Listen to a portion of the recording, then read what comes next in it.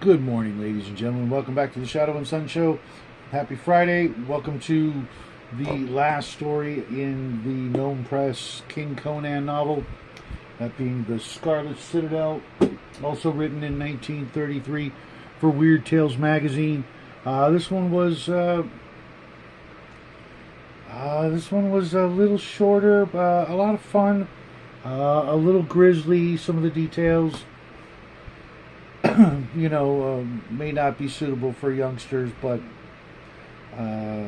it's just some of the gore and things like that, and the in the dungeon scene.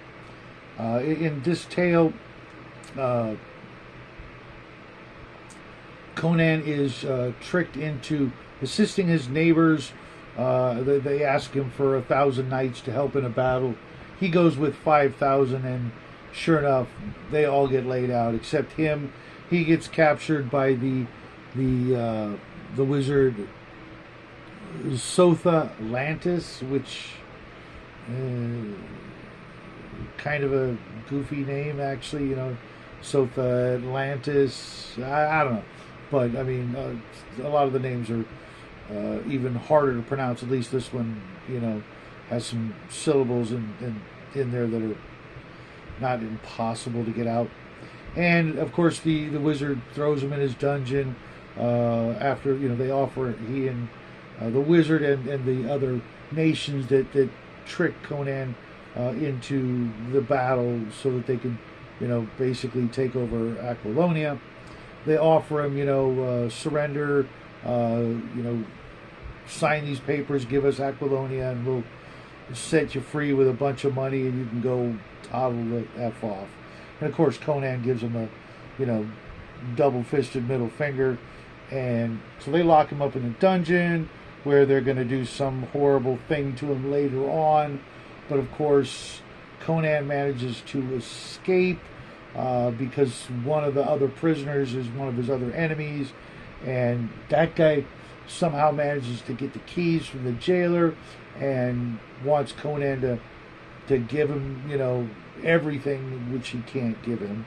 In reality, he just wants to humiliate him and then kill him to avenge his brother that Conan killed. But of course, Conan ganks that guy, takes his keys, manages to kind of escape, not really. And in his attempt to escape, he encounters a giant 80-foot snake, which I thought was awesome.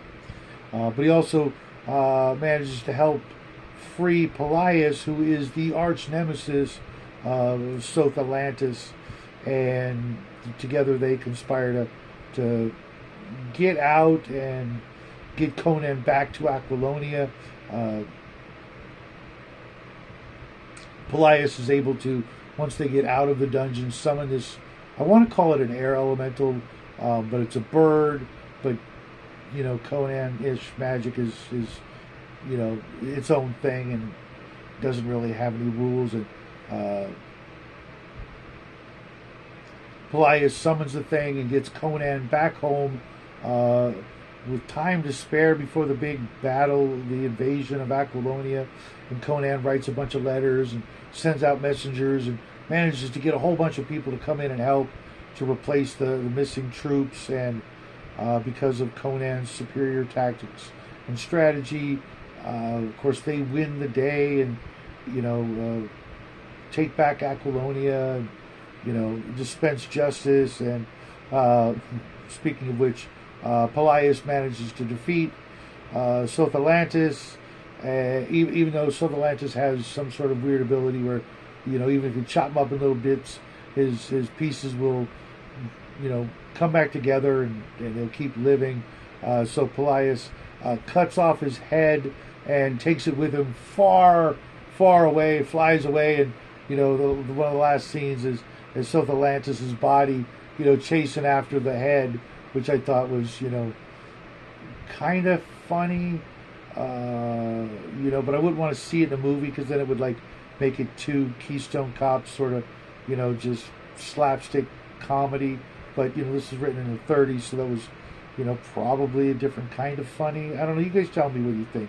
But either way, Conan, gets his crown back, gets his kingdom back, only to have honestly one more novel before we're done. This is, from what I understand, these 5 known books. There's a 6th one, but it's actually fragments that were taken by L. Sprague de Camp and turned into bigger and better stories. But when the Conan the Conqueror, I forget the original title, when that one's done, that's it. Everything else is, Conan stories written by other people. You know how I feel about that. So this is, I'm of course going to read all kinds of other Conan stuff from other authors, etc. But only to a certain point. Anything that was written without actually having Robert E. Howard's notes in hand, to me, is just fan fiction. And, even if you get permission from the estate, that's not permission in my book.